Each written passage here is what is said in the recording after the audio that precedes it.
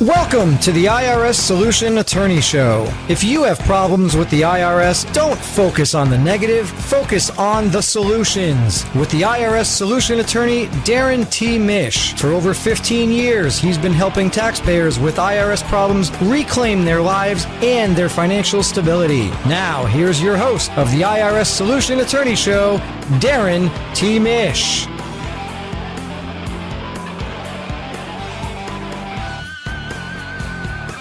Welcome and good morning to the IRS Solution Attorney Show. I am the IRS Solution Attorney, Darrin T. Mish. And I'm your co-host, Katrina Madewell. Thank you so much for joining me today. And Darrin, today? It is just absolutely a beautiful day in the neighborhood, isn't it? That's what you say every day. No. Every week. Some weeks it's rainy and nasty out. Yeah. For some reason that applies a lot to Thursdays, doesn't it now? So today's topic, we have to make this a little bit fun. So Darrin doesn't always write the outlines for the show. But we do our best to show up and talk about them and sometimes poke fun at them, but really have a good time and bring some value to the show. Absolutely. So today we're going to talk about figuring out a timetable to ending your tax problems. And you know, it sounds a little bit dry, but it's really not. And we're going to talk probably a little bit about like psychology today and the emotional problems that people have in making the decision to solve their problems and then ultimately taking that step because, as we've talked about many times on the show, this kind of problem, an IRS tax problem, there's an abnormally large amount of an emotional baggage that's attached to it. So we've got a couple hurdles here. We've got, I've never been through a 12-step program. Probably could have used it. Are you ready to write a 12-step IRS program? That's not a bad idea. But, the first step, I think, is acknowledging, hey, this problem is, in fact, a problem. I owe more money, or at least the IRS is saying that I owe more money to the IRS than I can afford to just stroke a check. I have this philosophy that says, basically, if you have a problem that you can afford to write a check for, that's not going to hurt you or change your life, then you do not have a problem. I would agree with that. It's not all that significant, right? So later on today, some guys are going to come out to fix the septic tank, which, if it's not working, is in fact a problem, and I'm going to have to write a check. But I can afford to write the check, so it's not really a problem, right? It's just a matter of having somebody. It's an irritant. Yeah, it's like a no-see-em. Well, gnat. Yeah, it's like those gnats that buzz around your face and they buzz your ears, and you can't even swat them, and they're just bugging you. Punching yourself in the face, trying to get rid of them. So that's what I think problems are, where you can afford to stroke a check. It's just like a no-see-em. For those of you who are listening from up north, a no-see-em is just a gnat. That's right, because we don't have those in the north. Well, they have different bugs in the north. We have our good friend Matt, that's a friend of the show, and he lives up in Michigan. And I'll tell you what, I've been to Michigan in the summertime, and they've got horse flies that bite. And it's not like, oh, I'm out in the woods and one fly flew by. No, it's like, they got teeth. You remember those cartoons when we were kids when, like Yogi Bear would get swarmed by bees and then he'd have to go jump in the lake. Yes. That's what happens with horseflies up north in Michigan and Minnesota. They and places attack like you? That. You're like, oh, this is a beautiful day. It's a nice July day. It's 79 degrees and it's just wonderful. The sun is shining, and you go out for a hike and you get, 50 feet from the car, and before you know it, there's 75 horseflies biting you. I can remember one time, we actually have this on video. We took the family up to Lake Itasca, which is where the Mississippi River starts. It's up in northern Minnesota, and we decided we were going to take a nice walk in the woods, and there was nobody around. We couldn't figure out why there was nobody out there. It's absolutely pristine and gorgeous. Well, we must have gotten, I won't exaggerate, 100 yards into the woods when we all started to be attacked, and by horseflies, and so then we had to literally run back to the truck, and the whole time we were laughing / terrified. Can you not? Is there not anything you can like spray on them, or you can smack them right if you're fast enough? I don't. They're so big that if you smack them, it might, irritate them. Probably gross. They probably splat. Like a blood-filled mosquito. I would rather splat it than have it bite me. Well, you can't. It's a multi-pronged attack. You can't swat them all.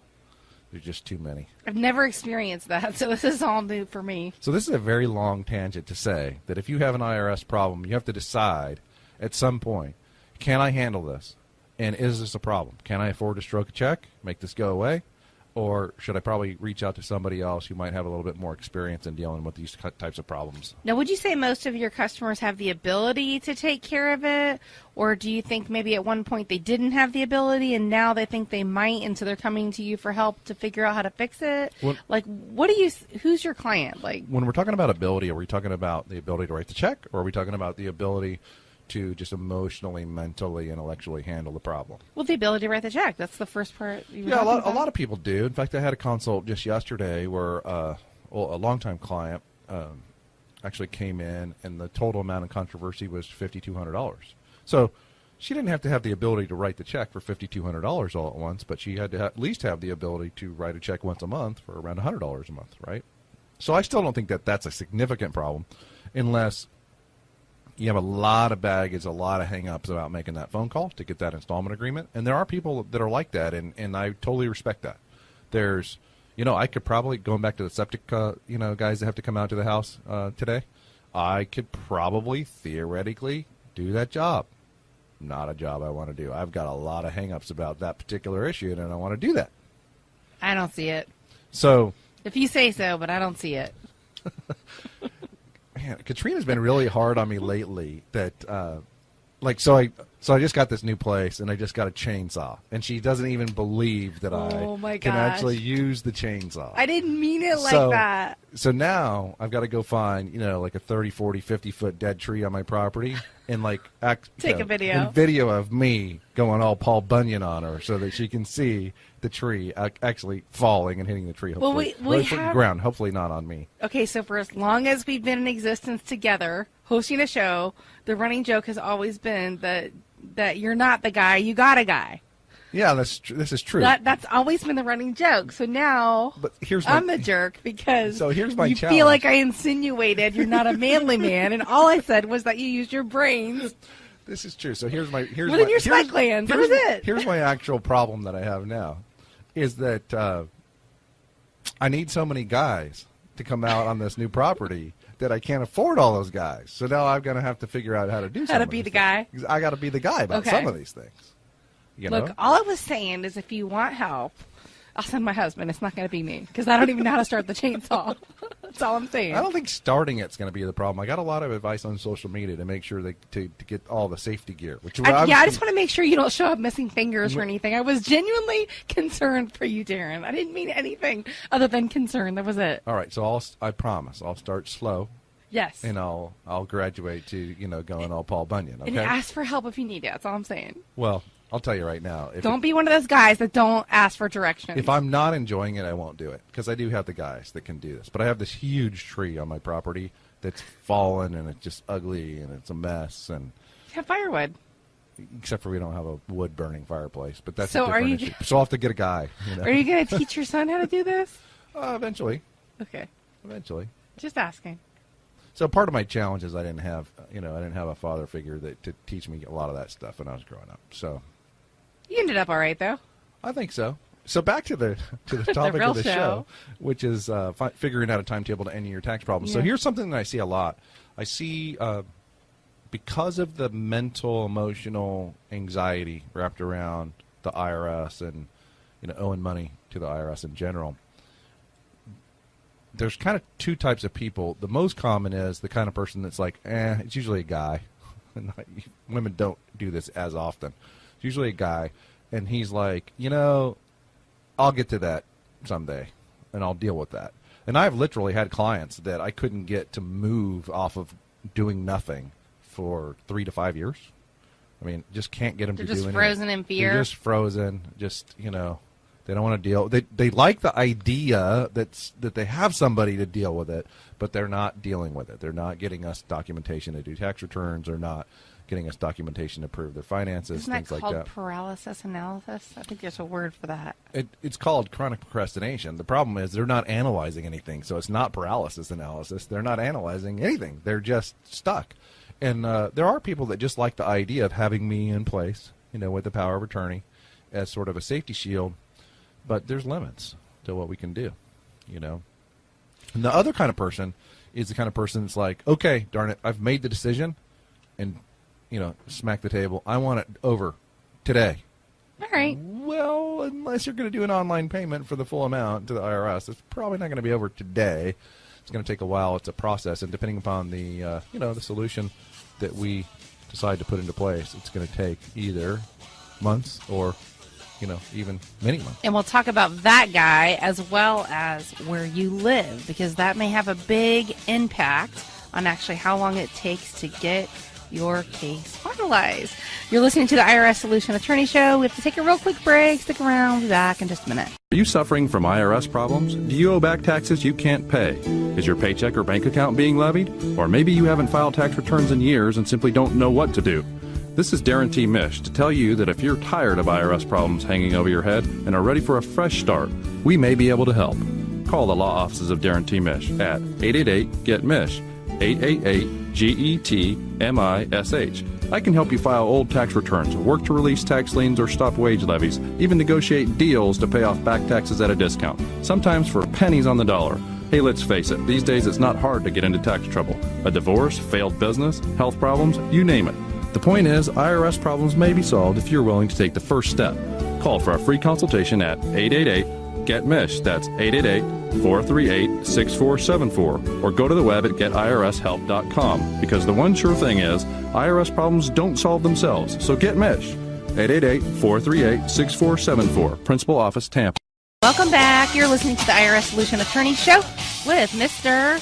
The IRS Solution Attorney. Yeah, that guy, Darrin Darrin Mish. I'll get his name right for him, even when he can't. I'm your co-host, Katrina Madewell, and we were talking about some of the mental aspect if you have some of these big problems like an IRS issue, and also trying to figure out how to put a timeline on how to actually end this tax problem. In the earlier segment, we did babble a lot, and Darrin said I was picking on him, and I wasn't. But outside of that, I was asking him who his clients were, and if they were like, just kind of frozen, not do anything, or they jump right in, and I think that's where we left off. My stereotypical client, if there's such a thing, is usually an independent contractor type of person. Person gets a 1099 of any kind, really, and gets caught sort of shorthanded. They weren't expecting the big tax bill, or sometimes there have been people that have been receiving 1099s for years and years, and it's not really they're caught shorthanded or caught by surprise. It's just they just don't have any system whatsoever to making sure that they pay their taxes. And then there's another type of guy who gets a 1099 and really doesn't even make enough money to pay the taxes, and that's another problem, all by itself. One gentleman that comes to mind is I've represented this house painter for many years. I think he does primarily interior house painting. I think he might do some exterior too. But when we've run the math, I've known this gentleman for 10 or 12 years. I've run the math on what he actually earns on an hourly basis, and it's so low that he literally would be better working the paint counter at Sherwin-Williams than he is painting the houses.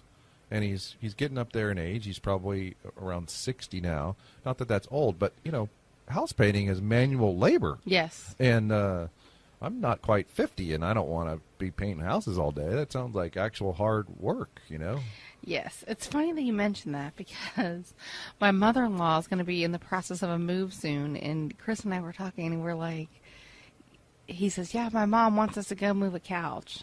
And I said, can we please just pay movers to move her, because we're just getting too old to be moving all that stuff up and downstairs. You just scared me right now. You were looking at me, and I was like, oh no, she's going to ask me to. She's going to ask me to move her mother-in-law live on the air here, because she knows I drive a pickup truck. No. And I've been talking about being a manly man, but I can tell you right now, me and moving furniture is not a pretty sight. Well, no, we have a truck too, and I was just going to say that I don't want to move it either. So I'd rather pay somebody a few bucks to move her. If it's just a for couch, the time that I don't have. I'd probably be willing to move a couch. Well, that's what it started with, was just a couch. That's what they asked. But it's never just a couch. like, can we just figure all this out in the same day and just get it done? That's what I'm thinking. It's a couch and 16 pickup truck loads, later. Hey, thanks for moving my couch. Yeah. All right. So appreciate the help today. Anyway. Yeah, we have a little bit of fun in between. So- but we were talking about the timeline in relation to where you live. So some of the things that could, impact how the timeline on how to, handle your tax problem could be where you live. I'll give you an example. We're here in the Tampa Bay area, and it does not appear to me that revenue officers are overly taxed and overly stressed, and they have huge caseloads. Revenue officer is a IRS person who handles a case in a local area. So it's a revenue officer gets involved when the case has been escalated somewhat. So then there's actually a human being, a person who handles the case, goes out to your place of business or your residence and says, "Hi, I'm here from the government. I'm here to help." But is that really what they say? I'm here to help? No, that's a Ronald Reagan line. Okay. Just checking. Just because it's so funny, right? I mean, I'm from the government and I'm here to help. Okay, that doesn't ever work. I'm curious what they do say. You have to ask some of your clients what the revenue officers showed up and just say, "Hey, by the way, what exactly did they say when they came?" I'll tell you. I'm Hi, just curious. I'm John Smith. I'm a revenue officer with the Internal Revenue Service. You owe us $167,238, and I'd like that check right now, please. Is that what they say, or do they just wait for an answer after they drop the bomb on how much you owe? Or do they ask, like, how do you intend to repay us? Like that, I'm just really curious about the... Well, we get a lot of written correspondence from revenue officers, and there's always a demand with a deadline for full payment, no matter how big the number is. So I'm pretty sure they probably ask for full payment, there on the spot. And then they say, I don't have the money. And then they say, well, how soon will you have the money, right? Is it something like this? I don't know. Is it that bold? We should do a show on the 4 different types of revenue officers at some point in time. But a little beyond the scope of today's outline, even though we've talked about chainsaws. Do you think you could invite the revenue officers in as a guest? That would be really fun radio. But that's probably not what you want to do, yeah, right? I'm going to say they probably don't have authorization to do that. So we'll But see anyway, if we can invite the customers, and we'll ask them what they said. So let's talk about, where you live.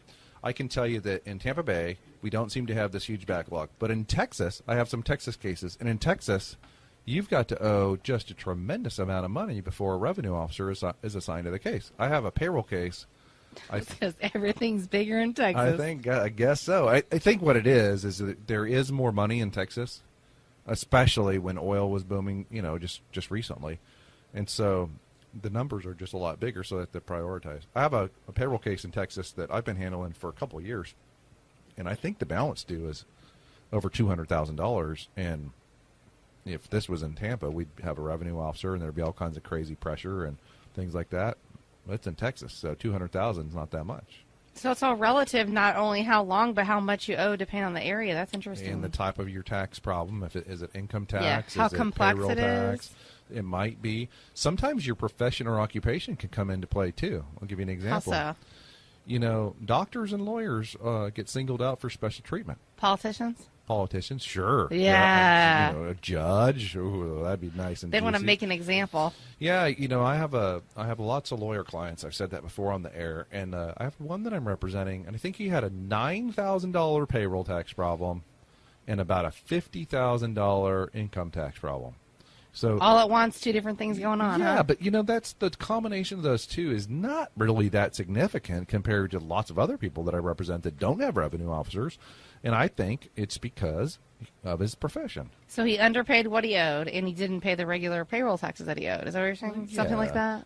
I would choose to say that In a nutshell? he got behind on his payroll taxes, because times are tough, and on his income tax, it just didn't work out, so he didn't get them all paid. But we're going to solve that case. That's going to be a situation where the IRS is going to get their money. But it's an example of, being assigned, a revenue officer being assigned to a case that otherwise there wouldn't be a revenue officer assigned. I would say typically if you're not one of those special categories here in the Tampa Bay area where you're a doctor, lawyer, politician, judge, that kind of thing, you're probably not going to have a revenue officer for an income tax case until the figure exceeds $100,000, and probably not even then. There's just so many people that owe so much money. You deal with somebody online or through the toll-free number usually up until that point? Yeah, usually toll-free number, and then we do everything in writing. I mean, I tell people this all the time. We look at credit, and it's funny. I'm looking at the outline, and one of the notes on here is tax problems take a long time to create, that can take a long time to fix. And it's the same thing we tell people with credit. Like if they come and they have jacked up credit, we're like, you didn't make this mess in a month or 2 months or 3 months. This was over a long period of time. It's going to take you some time to unwind all this. And it would be no different for IRS issues, correct? For sure. In my business, part of the problem or part of the challenge is we have to acknowledge we have a problem. The second thing we have to do is we have to gather some data so we can analyze what the right solution is. And then number 3, we have to put the solution into place. Now, if we're going to do an offer and compromise, which we talk about on the show a lot, where you make a deal to settle for less, I mean, that process in and of itself is going to take anywhere from 4 months on the super speedy short and, your finances are super simple and you're broke. That's the fastest I've ever gotten an offer through is 4 months. And on the long end, it's going to take 18 months. And the IRS technically by statute has up to 2 years. So, and the IRS, they don't always give you an offer and compromise. We talk about a lot on the show, but not everybody's eligible for that, right? Absolutely. Not everybody's eligible. And very, very few people walk in off the street, perfect candidates for an offer and compromise. Some people need missing returns prepared and filed. Some people need some changes to their financial life, quite frankly, in order to become better candidates for offers and compromise. So we have to take a quick break here. When we come back in a few minutes, we'll touch on some other things like how complex the problem is, if you've given the IRS everything, what all they need, and then we're also going to give you a tip on giving the IRS too much information. Stick around. We'll be back in just a minute. Welcome back. You're listening to the IRS Solution Attorney Show. I'm your host, the IRS Solution Attorney, Darrin T. Mish. I'm your co-host, Katrina Madewell. We're talking all about figuring out a timeline to actually fix this tax wreck that you have gotten yourself into. And we have talked about several different things in the earlier part of the show. If we're talking about something other than the jibber jabber that we like to entertain you guys with sometimes, and you want to catch the whole thing in its entirety, you can over on the podcast. On the podcast. Right now, it's still called the IRS Problem Solver. It's soon to be changing its name to the IRS Solution Attorney. So check both. Check my name, Darrin, Darrin. Last name is Mish. Or you can download our app for sure from the iTunes Store as well as the Android Store as well. And Darrin has a lot of content out there, not only podcasts but videos. And a ton of information. We have a ridiculous amount of information on my website at getirshelp.com. I know for a fact that competitors use that information to figure out how to solve their cases, and you know what? I'm kind of okay with that. Love it. And the reason is, there's more people with tax problems out there than I could possibly ever personally handle, and I'm actually passionate about making sure that I help improve people's lives, and so they don't stress out about this stuff and suffer because, they made a decision that you or I could easily have made, perhaps have made in the past, and it just seems like there's just an abnormal amount of suffering that is revolved around IRS tax problems. So going back to the outline, talking a little bit about the timeline to ending the tax problem, one of them is how complex it is. So can you give just a couple different examples on a few different tax issues and a rough timetable for each of those? Yeah, generally speaking, income tax problems are easier to solve than payroll tax problems. So meaning at the end of the year, you owe a balance, you didn't pay it. Yeah, you file a 1040 and you have a balance and it's you didn't pay it. That's an income tax problem. That's not generally as complicated as a payroll tax problem. A payroll tax problem would be where you're the person that's running the business and you have actual employees that you're supposed to be withholding taxes for, and you don't do that. If you don't do that, then there's a couple steps to go through before you can actually solve the problem. And it's just technically they did. Like if it wasn't in your employee's paycheck, then you did withhold it, and the IRS sees that as like not sending that money to them right away. We've been talking that we need to do a whole show on payroll tax problems, but basically a lot of employers pay what's called net payroll. Okay, so let me try to give you an example. Let's say your employee is supposed to receive $1,000 a pay period, a week, say $1,000 a week. And instead, the employer, on paper withholds the taxes, and so then the employee only gets $850, right? So the employer writes the check for $850, gives it to the employee. Employee's like, okay, well, Uncle Sam took his bite, whatever. Well, if the employer never turns that money over to the IRS, then he didn't actually withhold. He didn't really. Yeah, I guess in that scenario he withheld it, but it's really he's paying net payroll. He withheld it all right. Yeah, just not in the way the IRS was looking for. Yeah. Oh, my goodness. So anyway, the more complex your problem is, generally speaking, the longer it's going to take to resolve. I'll give you another idea of complexity. one of the prerequisites to solving a tax problem is that all, at least the last 6 years' returns have to have been prepared and filed. Well, many people come into the office and they don't have any returns prepared for the past 6 years. And furthermore, their financial lives are really complicated and kind of a mess. And it's going to take a lot of work to get those returns done. But the good news is if they haven't filed taxes in 20 years, like your ad, they only have to go back 6, right?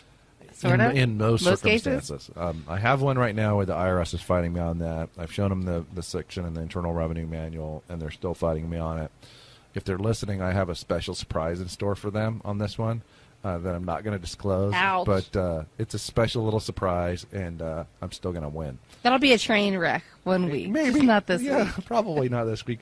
Going back to how long these things take, I've been representing that client on and off for 10 years. Wow. Well, like different times, well, he keeps getting different issues. He keeps generating new issues. I was going to say there's no way one thing could take 10 years. And I haven't heard from him in a while, but it's going to take a few more months to resolve entirely. But it's going to come out okay, I think. So another thing is, have you given the IRS everything they need to actually fix the problem? So this leads me to 2 questions, Darrin. What all do they need, and what happens if they get it in pieces? Well, generally speaking, the IRS is going to ask for a collection information statement. Okay, so that's a fancy term for a financial statement. And what they're trying to do is they're trying to measure the value of assets, if any. Usually there aren't any or very little. And the cash flow on a monthly basis. The ability to pay. And so for an individual, that's called a Form 433A. For a business, it's called a Form 433B. But so they want a 433A or B. And then they're going to want bank statements. And it's one of those situations where if you're just dealing with the IRS with a rep or without a rep, they're not going to, particularly with a revenue officer, they're not going to be able to make a decision and will not make a decision until you provide them all the necessary documentation. And that leads us to the next bullet point here, and that is, did you give the IRS too much information? And that was my question, is what is an example of too much information? And is this a pickle that people, I'm sure they get in on their own, right? And they're coming to see you and now you're trying to unwind that? Does that happen? Sure. So, what's an example of too much information? Okay, so let's say you owe the IRS $50,000, and now let me make it a little higher, make it $60,000, and you call the IRS up, and you're not represented, you don't know what you're doing, and you call them up and you say, hey, I want to do an installment agreement on this, and they say, okay, well, we need to ask you a few questions, and one of the first questions is, do you have any, do you have any money in the bank? And you say, oh yeah, I've got $75,000 in cash in my checking account. That would be an example of too much information, because now all of your avenues to resolution are pretty much sealed off. Not quite all, but a lot of them are sealed off, and now the answer is going to be just pay us now. So do you think they would immediately step up their plan to go in and freeze the bank account and swoop the money? If you had a revenue officer, I would venture to say probably yes. If you did not have a revenue officer and you were dealing with what's called the automated collection system or ACS, maybe not. Well, in that scenario where you called in, do you think they would assign a revenue officer to kind of expedite that process? Sometimes. After that call? Sometimes. That's what I would think. I think it depends on how much you owe, where you live, how backed up they are, and that kind of thing. What's interesting is a lot of cases are actually easier to resolve with a revenue officer than trying to deal with ACS, and here's why. It's complicated. They're more educated, right, in the process? Yeah, it's complicated. Revenue officers are better trained. They're better compensated. You have one point of contact. When you call ACS, I've never spoken to the same person twice, ever, in my entire career. Never spoken to the same person Well, they twice. transfer all over the country, right? Yeah, so you're going to talk to all kinds of people of varying motivation levels, and various attitudes. And so a lot of times we would like the case to be transferred to a revenue officer because it would facilitate, resolution. And I'll be darned if you don't call the IRS, the ACS, and say, hey, I really want this case transferred to a revenue officer, and they'll say no. Really? They'll say no, absolutely not. You have to work with us. But Can they do that? But that same, yeah, they can. But that same case, if you were to call and take a different approach, you could probably basically encourage them to do it. Yeah, to assign it to a revenue officer so you could get it pushed out into the field so that you could get it handled easier. So those are the types of things where if you're trying to represent yourself, I mean, you don't know that. You're literally inventing the wheel as you're trying to use the wheel. This is not going to work out very well. It's not going to roll very efficiently, at least. And so I've been saying this lately, and that is I've handled so many cases in my career now that I've probably made more decisions than most guys, or more mistakes, honestly, or more bad decisions in representing clients than other guys have represented clients. Entirely. Yeah. So that's kind of a weird statement, but here's what I mean by that is every time you make a decision that didn't work out as well as you'd like, you course correct and you become better. You got the experience from that. Yeah, you don't actually learn from being right. Agreed. You learn from mistakes. And that's from why being wrong. experience, like, you can't put a price on that. It's the trials, tribulations, the experience, the lack, the stories, all of that stuff that goes into it. Yeah, so every time we've made, and when I say bad decision, I'm not talking about decisions that hurt people. I'm talking about decisions like I made a call and I wanted them to transfer it to a revenue officer and they didn't. So you learn like, how to make them do it, how not to make them do it. Yeah, so I'm like, mental note. Don't ever use that approach again because that just didn't work. Right. So the next time I call on that very same client, I wait on hold for 2 hours, and then finally I get to talk to somebody. I, totally approach it a different way, and it comes out a different, with a different result.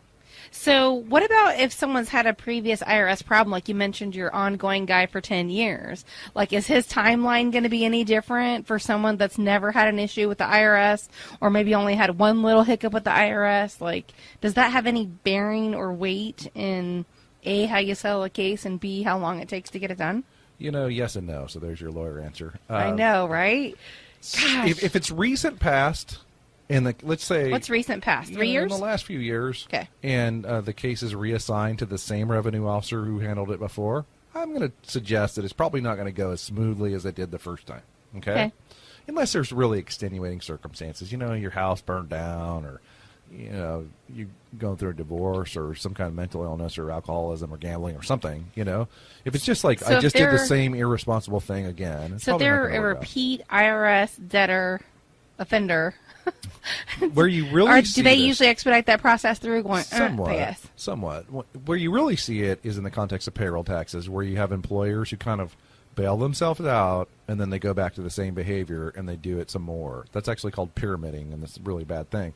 But if you had an IRS tax problem 12 years ago, and you owed some income tax 12 years ago and you got an installment agreement, you paid it off, and now you owe more money, that's not going to be held against you. That's very typical. That's very normal. Right. And then I have people who come in and say things like, well, I've paid my taxes on time every year for 40 years. Don't I catch a break?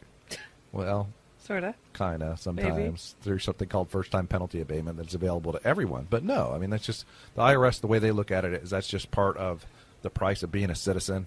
And you're supposed to pay your taxes. That's so what about if you're easy to deal with or your attorney's easy or hard to deal with? Does that have a weight in how your case might go? Yeah, I would say that if you're dealing with a revenue officer in particular and your attorney is easier to deal with than not, then you're probably going to have a smoother resolution process. If your attorney is really adversarial and wants to fight every revenue officer on every issue, it's probably not going to work out that well. Now, there are times when you have to stand, as the attorney, you have to stand and fight. If you have a newer revenue officer who doesn't know you and doesn't know, what your professional level of expertise is, they're going to try and punk you. So you got to stand up and fight. Sweet.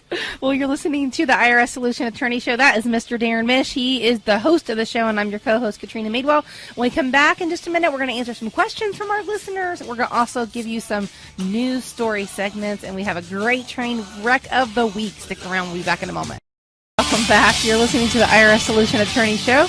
And if you've missed the earlier part of the show with Darrin Mish and myself, Katrina Madewell, we were talking all about how to figure out the timeline to fix this tax problem. And Darrin, of course, gave you the lawyer answer. It says maybe or it depends. I love it. It's really hard to say, because it really does depend on every case. But I think it boils down to three things. You got to decide you have a problem. You have to decide you're going to deal with the problem, and then you have to come up with the solution to the problem. And that's ultimately, that last prong is going to dictate how long things take. Well, if you have questions, you can ask Darrin the questions on Twitter at Darrin_Mish, and we'll answer them on the air. You can also ask them on Facebook. Just look for him, or email in the questions, right? Just go to the website, getirshelp.com. Yes, and we have a new Facebook page, which is the IRS Solution Attorney. So Fantastic. That's pretty easy. There's actually a picture of me on there acting all goofy in the studio. And you can chat, message that question. We'll answer them. So, which leads me to our first question from Seth. Seth, thank you for listening to the show.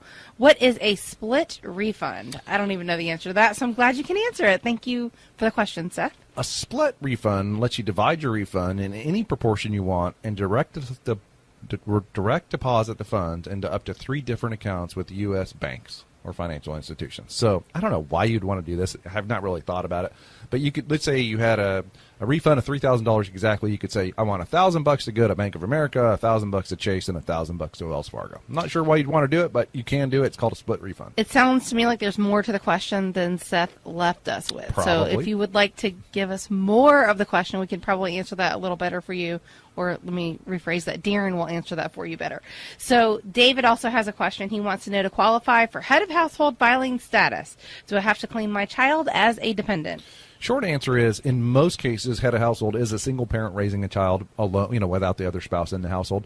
But there are some situations where you're head of household because you have some other custodial or you have some other dependent in the house. So it could be, technically, it could be your parent, for example, and that's sort of the answer. All right, so we'll touch on this news segment really quick. We don't write the outlines, let me tell you. Sometimes we just chat about them. But another good reason not to get married, courtesy of the IRS. So for 2 people that have been married their whole life, let's go ahead and share the story, Darrin. So according to this Bloomberg.com story, there's actually a new tax break for couples who don't tie the knot. Unmarried couples can deduct effectively twice as much of their mortgage and home interest on their tax returns, thanks to a change this month by the Internal Revenue Service. So there's been a marriage tax in place for a long time, and the marriage tax is basically that if you're married as opposed to be just cohabitating, then your tax rate is actually higher if you're married. So it costs more to file married filing separate than it does to file single. That's been going on for quite some time. When the whole gay marriage thing hit, I was kind of chuckling in the background because I was like, okay, I'm all for equality and all that stuff, but I'm not sure these people are actually going to, actually know what they're getting in for. So not only now they're getting married, which is fine and great and dandy and all that stuff, but now they have to get divorced and now their tax rates have gone up. And so, again, it's layers. You got to be careful about what you wish for. So anyway, there has been a marriage tax in place for quite some time with the IRS, and this is just another example of it. The government has to be careful about how it uses the tax code to encourage. Did you hear that? It's that time of the show. This is the segment of the show that we call the IRS Train Wreck of the Week. The reason it's called that is because it's typically about somebody who's come into the office and their situation is just literally a train wreck, and after we work with them, they typically, so far every time, in every one of these segments, they've come out really, really good. That's right, because they would not make the cut of the train wreck of the week. They would not, in fact, because I'm not here to be talking about bad train wrecks. And today's train wreck's a little different, right? It's a review? It is. Just a moment here. I had it up. So today is actually a review from a guy that I'm actually really proud to represent. He is an active duty major in the United States Army. He's had many tours of combat in both Iraq and Afghanistan. It's been a kind of a recurring theme lately. This is not the same guy that I've spoken about in the past. This particular gentleman came in with a letter. I believe it was a CP-2000, and the IRS was proposing that he actually owed a little bit more than $24,000 in additional tax. And actually, the major was really helpful. He let me know that this particular tax would be in violation of a particular federal statute that dealing with U.S. Service people, okay, because he was in combat for so long. And I quoted him a fee, and I signed him up. And then, I don't know if it was that day or the next day, I thought I had been thinking about him, and he was in. Another thing you need to know about this gentleman is he's in chronic pain. He has had severe back injuries due to his time in the service and in combat, and he just really has to deal with chronic pain all the time. And I could tell. You could tell when you met him that he was in a great deal of pain, and we talked about it for quite some time. Well, about a day or two after we signed him up, I gave him a call, and I said, I'm going to go ahead and take care of this case pro bono because you're a hero in my eyes, and because you went overseas and fought for us, then that meant that I didn't have to, and we can be free and live in this country, this great country of ours. And so I wrote the letter, and we waited, and it took about 14 weeks.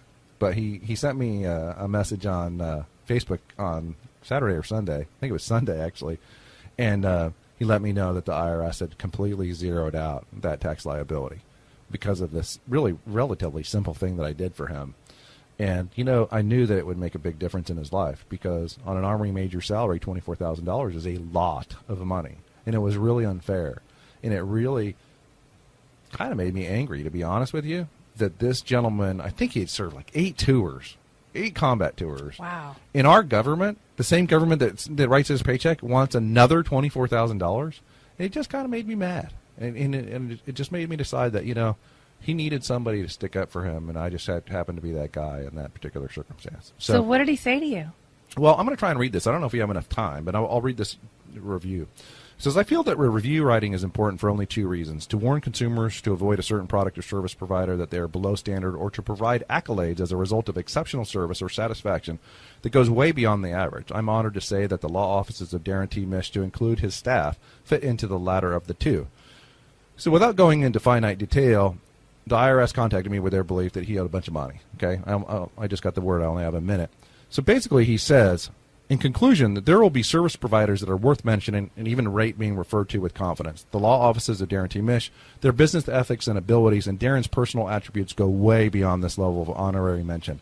Regardless of the amount and challenge, do not wait to address your problems with the IRS, as they aren't going away. Most importantly, to avoid later regrets, do not hesitate to contact Darrin Mish or his office if you're being questioned by the IRS. Exercise your right to resolve and allow the law offices of Darrin T. Mish to stand firm on your behalf.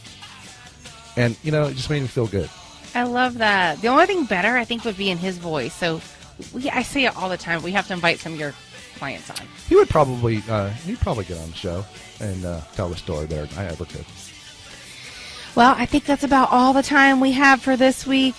Don't forget, we're here to help you if you have IRS questions. You can get Darrin at 888-GET-MISH. That's 888-438-6474, 888-438-6474.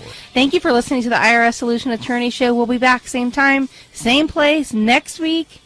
We're out.